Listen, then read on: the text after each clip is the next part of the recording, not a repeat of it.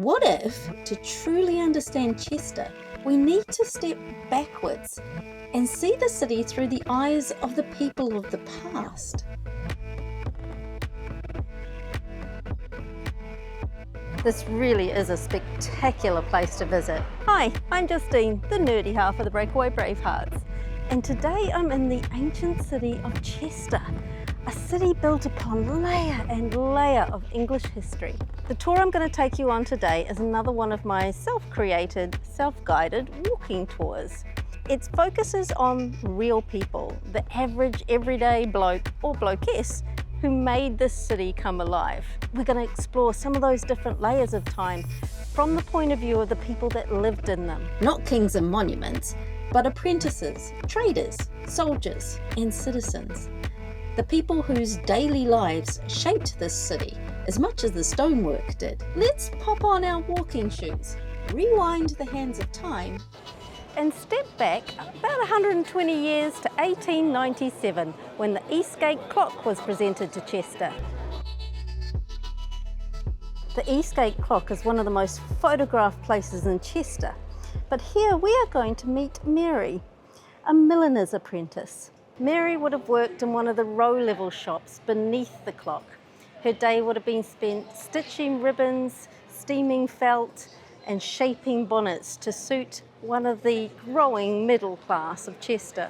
While her customers could afford to be fashionable and often late, Mary's world ran on somebody else's schedule. For working class apprentices like her, time wasn't hers to play with. It was owned by someone else. It was portioned out by tasks, errands, and someone else's priorities. She would have measured her time by the delivery routine, the regulars, or the gas lamps that flickered on as dusk came. But once the clock was raised, time was measured much more precisely. While not being able to afford a watch for herself, Mary would have been able to see the clock from her row window, and it would have brought with it a much stricter lifestyle. Suddenly her work breaks would be more closely watched. Customers demanded punctuality. Trains had to be met on time. That ticking and that hourly chiming changed the way of life. For many Victorians, time quickly became a master. The Victorian era brought many such changes. Railways changed the face of shopping and trade. Cities grew, streets filled with noise and opportunity, and social boundaries started to blur, at least on the surface. A shop clerk could now commute. A factory worker could dream of advancement, and the idea of what a day looked like was reshaped entirely by industrial life. These days we take for granted how much time rules our life. It wasn't always like that. If we step back just a few hundred years while staying in the same street, we can see it from a different perspective. Time was still important, but not dictated by a ticking clock overhead. Instead, life was structured by trade, daylight, and your place in society. And that place often depended on where you worked. And we've stepped back into the rows. The rows are a unique two-tiered gallery line of shops, cafes and restaurants that have been the hub of the commercial and social area of Chester for centuries. Though the busy town life has been here for decades, centuries before, it's the black and white facades of the Tudor period that are instantly recognisable. But we don't want to just think about the architecture today. We're thinking about the people that lived and breathed inside these buildings. People like Edward, a cobbler's apprentice, who lived here in the 1600s. He would have lived in a small room in his master's shop, either above or behind it, with a view down the row and the activity of daily life. From the rows, he would have seen the city's pulse, wool merchants from North Wales, salt traders from Cheshire, and drovers driving livestock through the city's gates. Watching that bustle from above, he probably knew that working the market floor wasn't in the cards for him. Not because he lacked ambition, but because his family status set the path early. For boys from modest backgrounds, apprenticeships offered one of the few routes into skilled work, and eventually independence, if they could stick it out. Apprenticeship in those days was as much about obedience as it was about skill. Edward would have started his day at dawn, probably cleaning out the tallow from the oil lamps, and then he would have swept up the galleries and prepared the tools for his master's day of cobbling. By the age of 21, if he'd completed his training, Edward probably would have set up his own independent shop. He would have married, likely the baker's daughter from down the row as well. His world would have been only a couple of streets wide, but it would have been full. It's easy to imagine Edward's time and this place buzzing with activity, because it still does. But if we peel back another layer of time, we land in a very different Chester. One where daily routines were upended not by trade, but by war. Just a few decades earlier, this street echoed with the sounds of marching boots and cannon fire. I'm only going to show you half the tour today, so if you'd like to do the full tour, there's 10 stops in total. Check out the description below, there's a link there which will show you where you can download it for yourself. By 1642, the entire country was up in arms, literally, civil war. And by 1645, Chester was heavily involved. It's said that King Charles stood here in this tower and watched his royalist forces defeated and shed a tear as he realised that was the beginning of the end for him. But it wasn't just kings that were heavily affected by civil war. It was the regular everyday people whose daily lives had been severely disrupted. The battle wasn't just fought in the neat fields like the one below. The city streets saw their times of hardship too. Food was scarce, the church bells were melted down to make cannon fire, civilians were conscripted to dig defences or carry supplies, or to billet soldiers in their houses. Inflation soared and disease was rampant. Smallpox and typhoid killed more people than the actual muskets did. Which tells you a lot about what the real danger was for most people. Not the battlefield, but what came with it. Overcrowding, poor sanitation, and the slow breakdown of daily life. Behind the headlines of kings and generals were families just trying to survive. Let's take the example of Thomas Beck, a teenager by the time war broke out and royalists had occupied the city. He would have had no say in which side to take. He would have taken the side of his parents and his masters, regardless of his own thoughts. A tanner's apprentice, he would have found himself tanning the boots of the soldiers, boiling water for leather softening, and melting animal fat to make oil for the lamps. He would have seen his family press-ganged into the royalist service. The girls in his family would have been made to do laundry duty at the barracks, while the boys would have been taken into the city militia and would have come home drunk, exhausted and wounded. And none of them would have received wages for this. They lived on what they could steal or scavenge, but they adapted. When the hops ran out, they made ale from roots.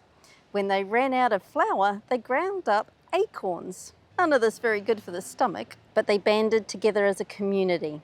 And when sermons were banned, they whispered prayers in songs and made makeshift schools in their basements. And sadly, it was about to get even worse. Charles wept in his tower, knowing that parliamentary forces would surround the city and Chester would be in siege. People became desperate and began eating their pets just to survive. By the time the city surrendered, 700 people had died, not from fighting, just from disease and starvation. So when you're standing at the tower looking out over the battlefield, don't think about Charles and his tears, think about Thomas and his resilience. And where did that strength come from?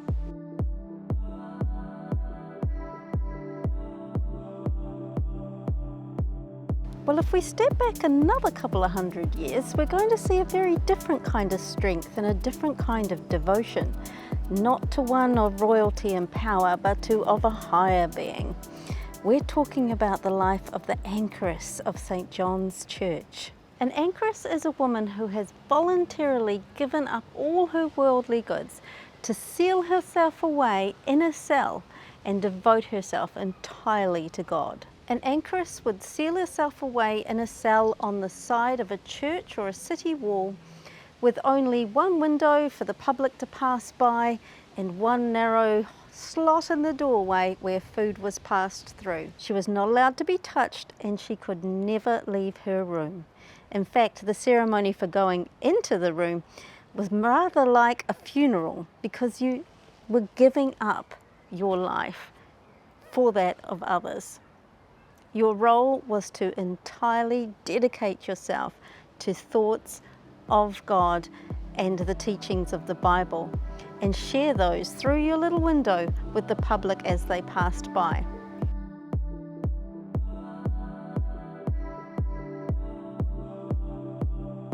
The anchoress of Chester belonged to St. John's Church. Actually, there's a little bit of discrepancy or debate as to where her cell was exactly located. Locals tell me it's on the church grounds. Google tells me it's somewhere in the park, and AI tells me something completely different. So I haven't been able to find the actual spot, but I know a lot about what her life would have been because I've read a modern version of the documents of the actual anchoress of Norwich, Julian of Norwich. She wrote down her life while she was living in this cell, and she risked breaking rules by passing it through the bars to one of the passers-by in the street so that it could be seen by later generations. I highly recommend this book if you're interested in this. Huge insight into life at the time.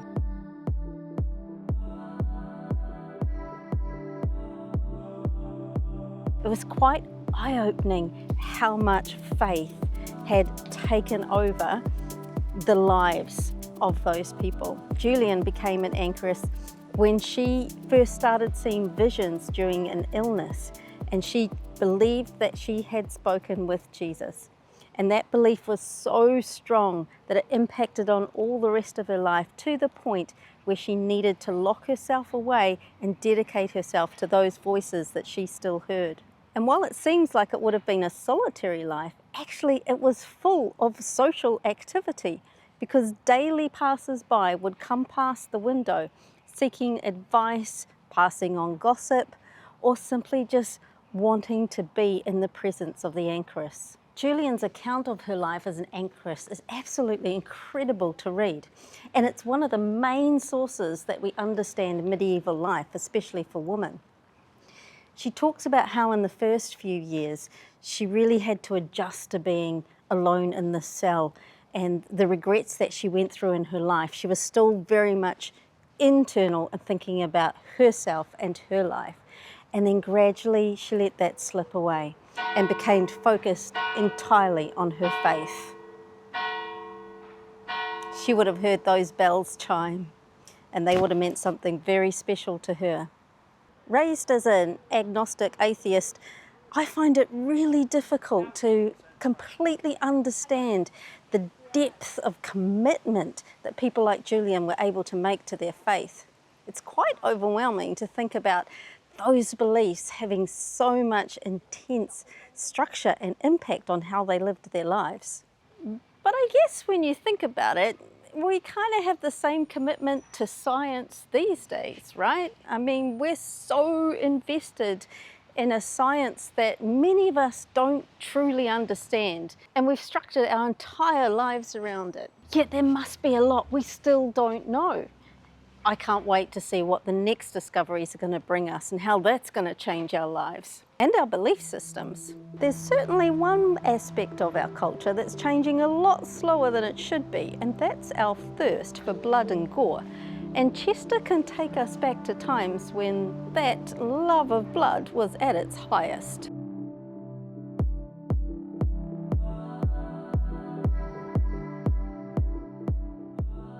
If you're enjoying this walkthrough of Chester, please hit subscribe and the notifications bell. And while you're there, consider joining our YouTube Brave Hearts community. We'd love to have you on board as a member. It comes with a newsletter and access to all of our self-guided walking tours. Check out the link below. And now we've stepped back another 1,000 years, back to Roman times. This is a Roman amphitheatre. This is the site of Roman Chester, or Diva Victrix, a legionary fortress and one of the most important military sites in Roman Britain. Actually, 2 amphitheatres have stood on this site. The first one was built in AD 80s and was much smaller, but by the 3rd century this was so popular that they built another larger amphitheatre to house 7,000 spectators. It was a space not just for entertainment but for training. The 20th Legion was stationed here and they would have used it for drills as well as the occasional execution. But of course it was also used for animal fighting and gladiator fighting, large sources of entertainment for the people here. And what really interests me is that those people were incredibly multicultural. When I think of Roman soldiers, I tend to think of Romans, Italians, but actually Roman legions were made up for people of all across the empire, Gaul, Iberia, and North Africa. Most of them signed on for long terms of service. So that meant when they came to places like Chester, some of them settled. They married locals and had families here. And that's what's helped build up these layers of history throughout the city.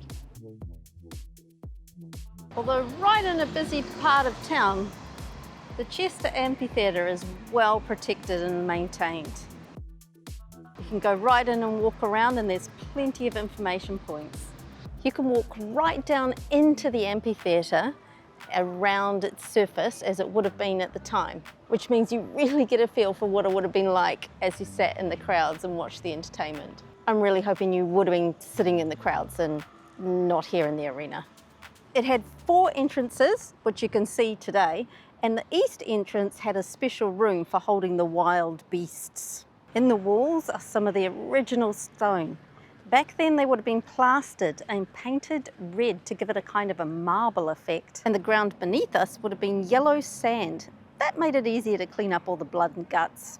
So this is a column fragment originally from part of the officials' box, which would have been just above. So here we can see the wooden beams where the seating would have been, and behind are the inner outer walls and the entrances. These are actually replicas, but it gives you a great idea of the structure and how the whole amphitheatre would have been set up and where the people would have been sitting. So in the crowds around, you would have had traders selling food just outside the gates, children watching from the stands, military officers inspecting their men, and the occasional spectacle drawing gasps and cheers. You can just imagine the noise and the excitement, the buzz. Gladiators were usually prisoners of war or slaves that had been retrained and used as sacrificial lambs, if you like, for entertainment of the locals. They each had their own style and their own suit of armour, much like WWF today.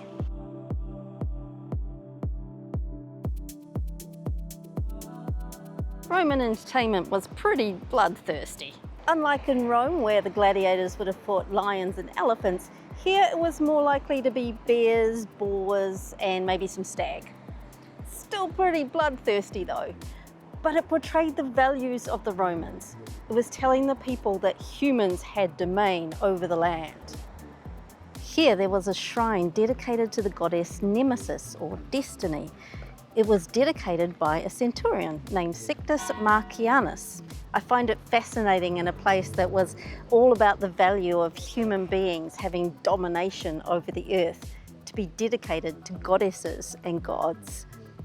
So there's still an idea of higher beings above us as well. There's definitely something about hierarchy that has been filtered down through our culture for centuries and centuries.